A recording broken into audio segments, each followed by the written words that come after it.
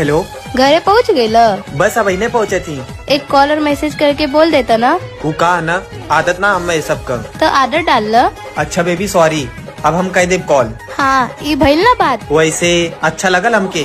का अच्छा लागल? अच्छा लागेला हमरा कि तू हमारा पे हक जतावे लो। तू हमार हवा तो हक का पड़ोसी पर जताई। अरे नाना बिल्कुल नहीं, तो हार हक बा। अच्छा ये सब छोड़, कुछ खैला तू? मम्मी घरे ना ही और हमें खाना भी बनावा ना वाला। वीडियो कॉल करा, हम सिखावत है खाना कैसे बनावल जाला। अरे कौनो बात ना, तू थक गया लोबू ना, आराम करा, हम बाहर से कुछ ले ले। हाँ ठीक बा ठीक बा। कुछ कहला का तू? नहीं हम तो कुछ ना कहनी है। अच्छा हमके लगला आई लव यू बोलला तू। I love you. हाँ तो हमके बोला के परेला, तू खुद से ना बोल सकेला। हम तो उसे बहुत प्यार करीला जान। हर एक मुस्कान हमारे सोना